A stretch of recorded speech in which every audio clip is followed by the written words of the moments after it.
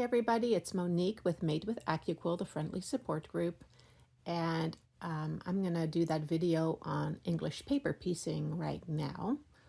And so I'm all set up here, and I will zoom in when I start doing the stitching, but for now I wanted you to see all my supplies. So there really isn't that many.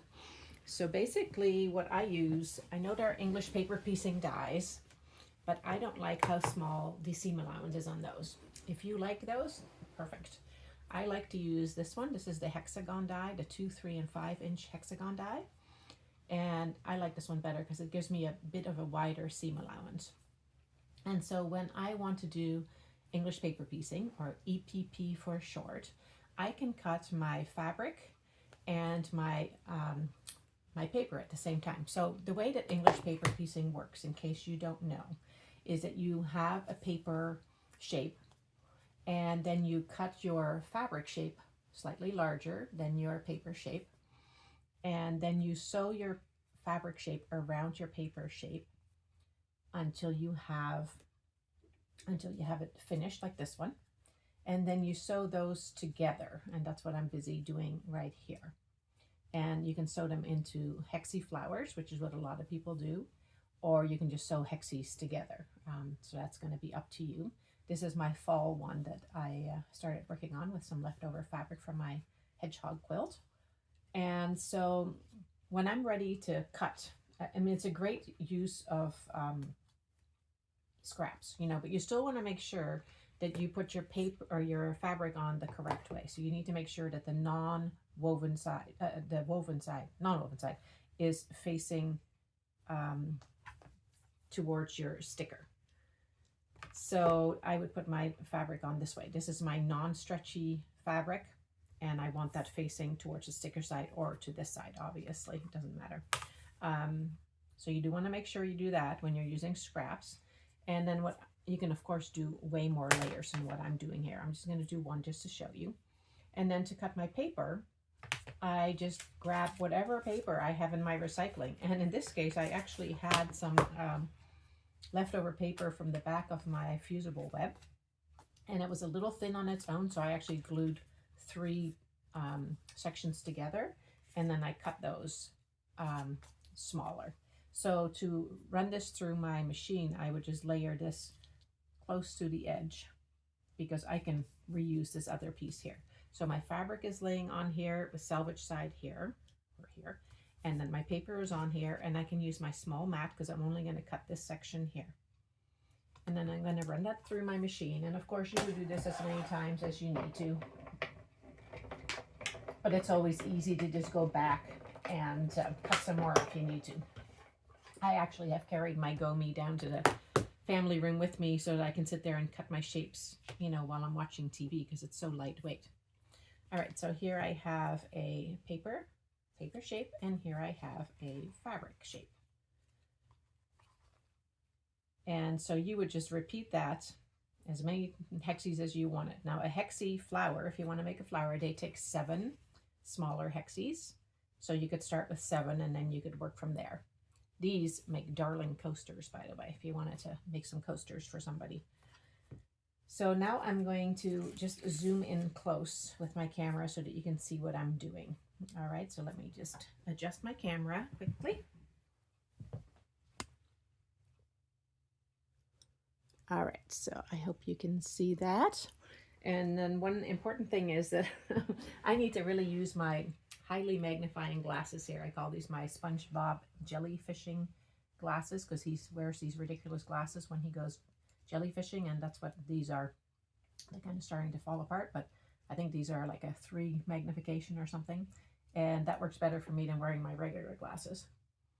So I'm going to switch my glasses, and now we are going to get to working on these hexies. So what I do to do this, I take my glue stick, any old glue stick, any glue stick you have on hand, and I put a little dot of glue in the middle. Not too much, just in the middle, just to keep it stuck on there.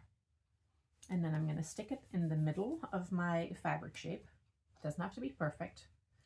And then I am ready to start sewing my fabric around the edge of my fabric shape. Now to do that, you can use any thread you have. It doesn't really matter. I use thread that I normally wouldn't be using for anything else. Doesn't have to be quilting thread at all, can be whatever thread you have laying around. And then what you're going to do, you are going to fold your fabric over the edge. So we're going to start over this first edge, and I'm going to hold that there. And then I'm going to fold this next edge over. And you see how that's kind of like wrapping a present right there? I hope you can see that.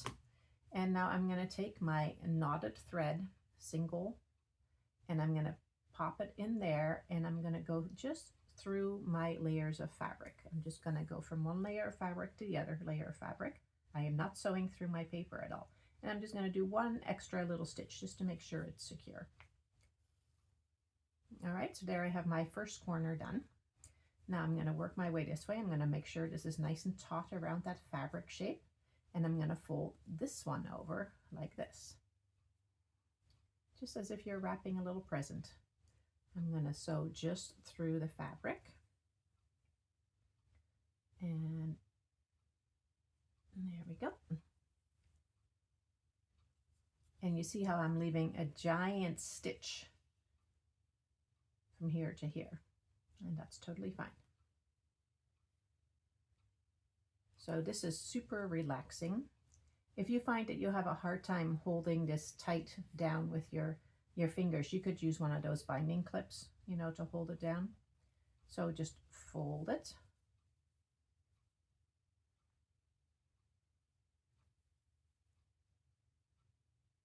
You can see where this is very meditative. You can sit there and do this for hours, I think.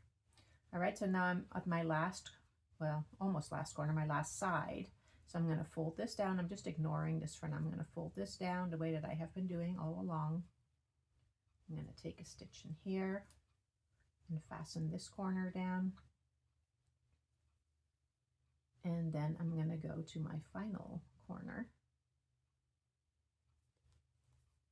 And I kind of tuck that underneath a little bit and then do the same thing.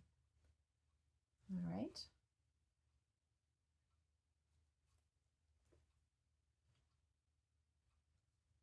And on this final corner, I'm probably going to do one more stitch and then just pull my thread through to make a knot.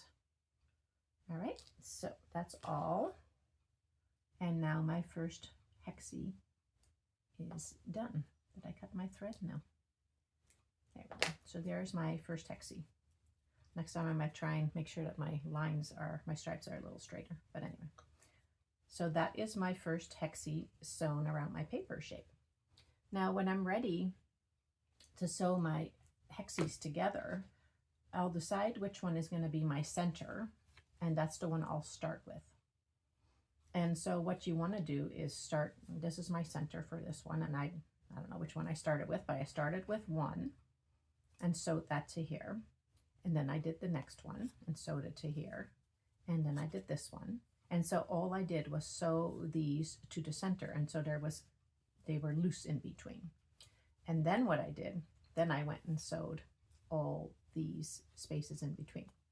And the way that you sew them together, you still don't want to sew through your paper, because then it's going to be hard to get your paper out eventually. So the way that I do it, and you can certainly see my stitches, there are nicer ways to do this. You can do a ladder stitch, but I find that's more tricky to do and not as relaxing for me. So I just do these, and I figure I'm not going to be able to see this once I quilt them. And, you know, I don't care. So basically you want to take these small little stitches and you want to take them just in the fabric. And you can tell if your needle won't go through, then you're sewing through your paper, and you don't want to sew through your paper because the paper does have to come out at some point. So for this one, you want to use a nice fine needle for sewing hexies together. You want to use a fine needle, and you also want to use some fine thread, because if your thread is thick, you're going to be able to see it better. So silk thread is actually really good because it's nice and thin, except that it also likes to come out of your needle all the time, and so that's not ideal. All right, so here I had already started this one. So here I've sewn 2 hexies together, and this is my center hexie. So now I'm going to choose a hexie to pop onto here. So let me see which one I have ready. Okay, I have this one. So then what I'm going to do, I'm going to put it like this, and I'm going to fold it together so that the right sides are together. And my thread is still right here. And I'm just going to sew right through the little edge there. I might take an extra little stitch because that's the corner that might get a little bit more wear. And so you're basically just doing, I don't know, a regular sewing it together stitch. But you can play with that and see what stitch you like best. You know, I'm having a hard time seeing this even though I'm wearing my big glasses because I'm used to holding this closer to my face than I am. All right, so you're just going to work your way, and you want to take fairly small stitches because if you take big stitches, you're going to have gaps in between your sewing, in between your hexies, and you don't want that. So just take, I think these are probably about, what, an eighth of an inch apart. And so I'm just going to keep sewing those until I get to that point. And then I might knot it or I might not, and then I would put my next piece on there. And like I said, once I'm done doing all the surrounding ones, then I would go back and I would sew these ones together. And don't be afraid to fold these ones in half. When you're sewing these together, because there's paper in there, they're going to be a little stubborn. So if I'm sewing, for example, this one over here, I'm just going to fold this whole thing in half and I'm going to sew those together. And it doesn't matter whether you sew from here to here or from here to here. Totally up to you, whatever you're more comfortable with. And then don't be afraid to just sew, you know, to fold these double. Like this one in the middle, I've already removed the paper from.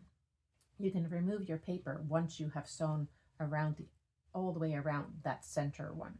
But these ones here, I'm leaving in for now until I decide what they're going to get attached to. And so your paper will get bent, and that's okay because it'll actually make it easier to take them out. So once I am done sewing hexie flowers, then I can sew them to each other, or I can sew them to white background or whatever color background I want.